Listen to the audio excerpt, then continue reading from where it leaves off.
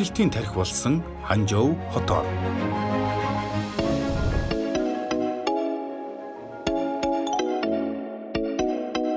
Тэнгэрт Деважин, газарт Ханчжоу гэх аялал жуулчлалын брэнд болсон хэл зүгийг та сонсож байсан уу?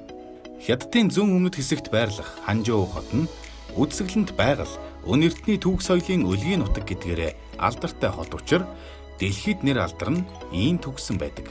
Хотын хүн ам 12.5 сая гэдэг боловч төр оршин суух үнэмлэгтэй ажилчид, өөр улс мужаас ирсэн оюутнууд, гадаад хөрөнгө оруулагчтай тооцвол 21 сая хүн байнга оршин суудаг ба бүгд найрамдах Хятад ард улсын дотоодын нийт бүтээгдэхүүн хамгийн өндөртэй хотуудын 7-дугаарт жагсдаг юм.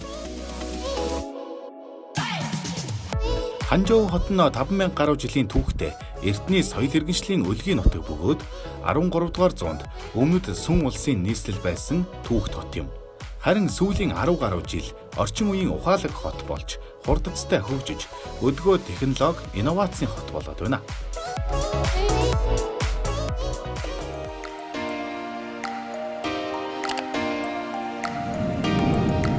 Ийхүү Хятадын шинжлэх ухаан технологийн цахиурын хөндий гэгддэг Хятадын зүүн эргийн хот Ханчжоуд 5 дугаар сарын дундуур очиход баг зэргийн бороотой үүлэрхэг өгцөн ч цаг агаар дулаан байлаа.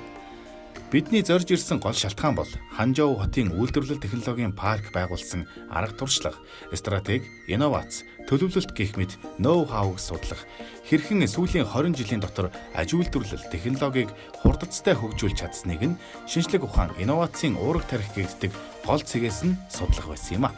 Ямар ч тач бид энэ зорилготой хүрэхэд том алхам хийсэн нь Эрдэнэс Монгол нэгдлийн гүйцэтгэх захирал Наран цогт Ханчжоу хотын Жожианы их сургууль холдинг групп компани төлөөлөн удирдах зөвлөлийн дарга Шу Жинчан нар хамтран ажиллах санамж бичиг байгуулсан явдал байлаа. Өнөөдөр Хятад ард улсад бол энэ өвөр Монголын өртөө засах орны аж үйлдвэрийн энэ паркуудын төлөвлөлтийг хийдэг тусгай мэрэгсэн бас институцүүд бий болсон байна. За Буднамд Хятад улсын одоо Ханчжоу мужийн Жожианы их сургууль бол энэ чиглэлээр нэлээд их мэрэгшиж. За ялангуяа одоо Хятадын өмнөд муж, за ялангуяа одоо өвөр Монголын хойд баруун бүсийн аж үйлдвэрийн төлөвлөлтүүдийг одоо ихэнхийн хийсэн ийм туршлагатай гэж институт хүрээлэн байгаа. Тэгээ энэ хүрээлэнтэй бол бид нэр санамж бичиг байгууллаа. Өөрөөр хэлбэл манай энэ 6 стратегийн нөөц баялагт тулгуурж байгуулагдах үйлдвэр технологийн паркын төлөвлөлтөн дээр одоо зөвлөж тусалж хамтран ажиллах чиглэлээр санамж бичиг байгуулагдсан. За аж үйлдвэрийн төлөвлөлтийг одоо зөв хийх юм бол энэ үйлдвэр технологийн паркаа бид нэр өмнөд хөршид ийм төрлийн маш олон үйлдвэрүүд байна. Тэгэхээр эдгээр үйлдвэрүүд бол манай түүхий бүтээгдэхүүнийг боловсруулж дараа шатны боловсруулалтыг хийдэг маш их туршлагатай. Тэгэхээр энэ үйлдвэрүүдтэй бид нар өрсөлдөх ёстой. Одоо үнийн хувьд, технологийн хувьд давуу байдалтай байж бид нар одоо энэ аж үйлдвэрийн эдийг байгуулах үйлдвэр технологийн паркийг байгуулсны мөн чанар гарна. Тэгэхээр энэ чиглэлээр бол бид нар нэлээд өндөр шаардлага тавьж ажиллана гэж ингэж бодож байгаа. Ингэж одоо үйлдвэрүүдийн болоо төслүүдийнхээ үнэлгээг зөв хийж өрсөлдөх чадвартай болгох энэ төлөвлөлтүүдийг хийж чадсанаар бид нар зорилгодоо хүржүүл манай Монгол улсын эрдэс баялаг үнцэнд орж боловсруулалтын түвшин ахиж ингээд эннийхээ үр шимийг бол монголчууд нийтээр юм хүртэх боломж нээгдэж байгаа гэж ингэж ойлгож болно. Инновацийг эрэлхийлдэг 120 жилийн түүхтэй Жожианы их сургууль. Хятад улс томоохон их сургуулиудаа түшиглэн хөгжиж байгаагийн нэг жишээ бол Дорнын Кембриж гэгддэг Ханчжоу хотын Жожианы их сургууль юм. Тус сургуулийн анхны номын өргөө 1897 онд байгуулагдсан бөгөөд 127 жилийн түүхийн явцад Жожианы их сургууль нь бүх Хятадын голлох их сургуулиудын нэг болж чадсан төдийгүй дэлхийн топ 50 их сургуулийн нэг болсон байна.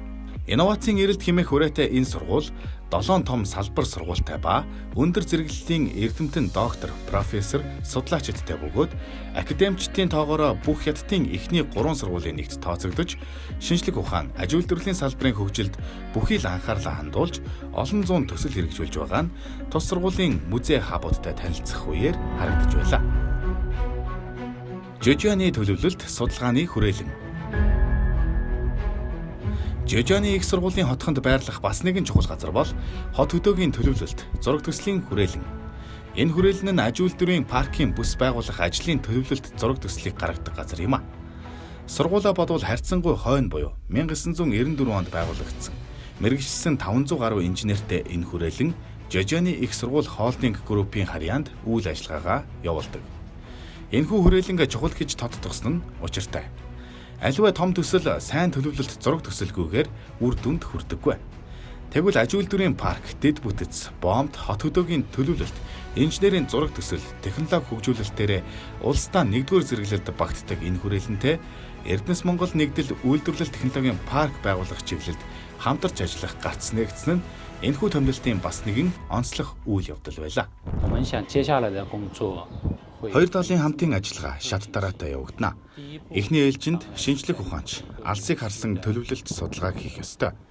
Үүний тулд манай зүгээс газар дээр нь очиж судлах, хоёр улсын зах зээлийн нөхцөл байдлыг бодитоор судлах шинжлэх ажлыг хийнэ. Энэхүү төлөвлөлт судалгааны ажлыг 6 сарын хугацаанд хийдэг. Төлөвлөлт судалгааны явцад хөрөнгө оруулалтыг татаж, дэд бүтцийн асуудлыг шийдвэрлэх хэрэгтэй. Тиймээс хоёр дахь шатанд дэд бүтцийн бүтээн байгуулалтыг хийнэ. Бидний туршлагаараа 1-2 жилийн дотор аль нэг аж үйлдвэрийн паркт төсөл хэрэгжүүлж, дэд бүтцийн хамт шийддэг.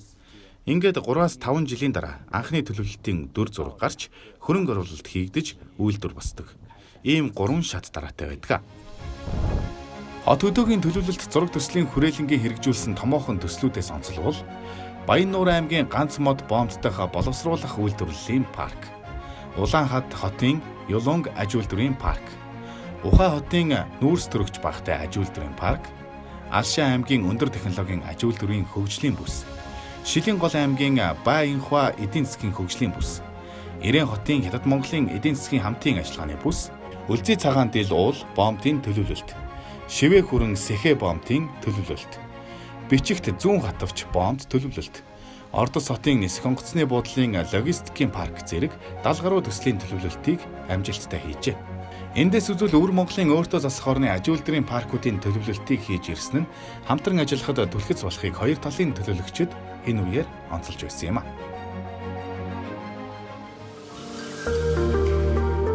Ханжоугийн хөгжлийн хүрд. Ханжоу хотын хөгжлийг хурцсаж байгаа бас нэгэн төрийн өмчит компани бол Барилга хот байгуулалтын хөрөнгө оруулалтын групп. 2003 онд үүдээ нээсэн энэ компани Жожооны их сургуулийн аж үйлдвэрлэлийн төслүүдэд хөрөнгө оруулалт татахад хамтарч ажилладаг байна. Өнөөдрийн байдлаар тус хоёр байгууллага ирээдүйн од төсөл хэрэгжүүлж, энэ хүрээндээ дэлхийд даяар ухаалаг IoT, био ангаах ухааны эм, өндөр зэрэглэлийн тоног төхөөрөмж, шинэ материал болон ногоон эрчим хүч зэрэг 5 салбарт дэвшилтэт технологийн төсөл хэрэгжүүлж байна. Тус компани дэргэд аж үйлдвэрлэлийн бүтээн байгуулалтын санг байгуулсан ба энэ сан нь шинэ материал, шинэ эрчим хүч, шинэ дэд бүтцийн бүтээн байгуулалт зэрэг аж үйлдвэрлэлийг түргэвчлэх гол хөдөлгүүр болсон санхүүжилт хөрөнгө оруулалтыг босгож нийт 100-аас дээш шинжлэх ухааны технологийн төслүүдийг уг санд төвлөрүүлжээ. Эрдэнэс Монгол нэгдлийн 2024-аас 2028 онд хэрэгжүүлэх дунд хугацааны стратегид 6 байршилд аж үйлдвэрийн парк байгуулахаар төлөвлөсний дотор Нүүрс химийн парк багтаж байна.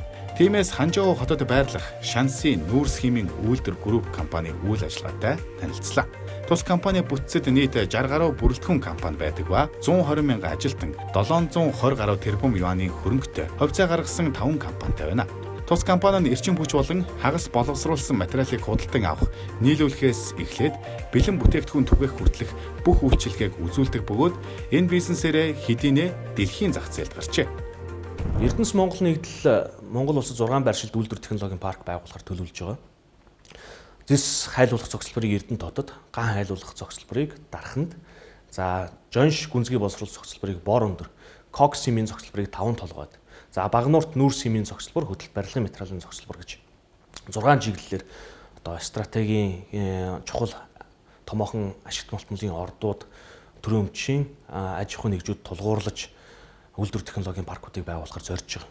За энэ ажлын хүрээнд бид орцуудыг оновчилж, гарцуудыг тодорхойлохоор хөгжлийн төлөвлөгөөг боловсруулах ажлыг эхлүүлээд одоогоор 90%-тай явж байна. Энэ хөгжлийн төлөвлөгөө бол энэ паркуудыг бүтээн байгуулахад одоо амжилтын гол үндэснэ гэж харж байгаа. За эдгээр үйлдвэр технологийн паркууд ашиглалтанд орсноор жилд нийт 6.3 тэрбум долларын одоо бүтээгдэхүүн үйлдвэрлэнэ. За үүнээс 3.2 тэрбум долларын бүтээгдэхүүн бол одоо дотоодын хэрэгцээг хангах бүтээгдэхүүн. Өөрөөр хэлбэл бид одоо гаднаас арматура авдаг, гаднаас одоо гангийн бүтээгдэхүүн төмөрөө авдаг бол одоо бид нар дотооддоо ган төмөрлөгөө бүрэн боловсруулж 100% дотоодын хэрэгцээг хангах. Мөн нүүрснээс одоо дизель түлш, бензин зэрэг одоо түлш үйлдвэрлэснээр дотоодын одоо түлш шатхууны хэрэглээг тодорхой хуваар бас хангах. Мөн эрчим хүчний төслүүд бас явж байгаа. Тэгэхээр тухайн 6 тэрбум долларын одоо тал хувь нь буюу бид гадаадын улсаас хамааралтай байх, эдийн засгийн хамааралтай байхын нөхцөлийг өөрчлөх, бие даасан байдлыг бий болгох чиглэлээр явж байгаа. Үлдсэн 3 тэрбум долларын бүтээгдэхүүн бол одоо экспортлол чиглэсэн буюу валютын эрг урсгалыг бий болгох чиглэлээр одоо бий болох үйлдвэр юм а. Энэхүү 6 аж үйлдвэрийн парк ашиглалтанд орсон шин сэргэлтийн бодлогын аж үйлдвэрчилтийн сэргэлт бол бодит утгаараа жинхэнэ одоо энэ сэргэлтийг бий болгоно гэж бид үзэж байгаа. Ийхүү хятад улсдаа дотоодын нийт бүтээгдэхүүний хэмжээгээр 2022 онд Шанхай, Бээжин, Шинжаан зэрэг топ 10 хотын 9-дүгээрт жагссан Ханчжоу хотын хөгжил гэрлийн хурдаар өргөж байна. Өнгөрсөн 2023 онд гэхэд Ханчжоугийн дотоодын нийт бүтээгдэхүүн 2 их найд юан буюу 280 тэрбум $т хүрч эдийн засгийн жилийн өсөлт 5.6%-тай гарчээ. Эдийн засгаа ийн докторжуулан өсгөхөд томоохон үүрэг гүйцэтгэсэн салбар нь аж үйлдвэрлэлийн салбар бөгөөд 2023 онд гэхэд дангаараа 436 тэрбум гаруй юанийн нэмэн өртөг үйлдвэрлэж 2.4% өсөлттэй байжээ. Эндээс ганцхан тоо бодъё.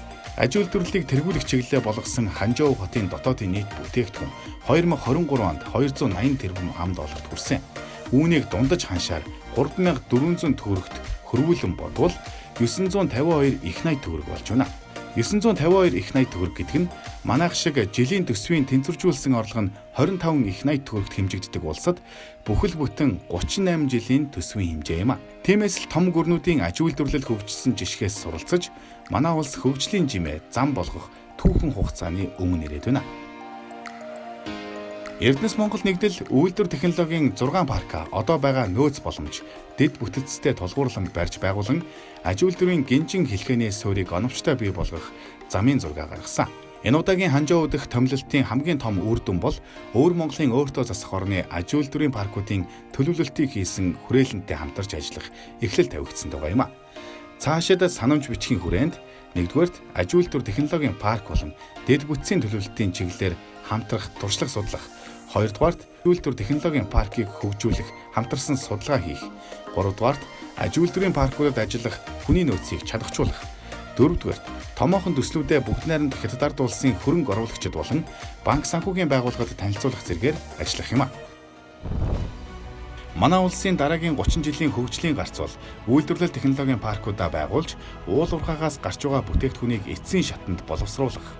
Энэхүү зорилтыг бодит ажил болгохоор Эрдэнэс Монгол нэгдэл бүх шатанд хамтын ажиллагааг өргөжүүлж аж үйлдвэрийн гинжин хэлхээний суурийг оновчтой төлөвлөн ажиллаж байна. Эхлэл бол хийхийн тал нэлээ.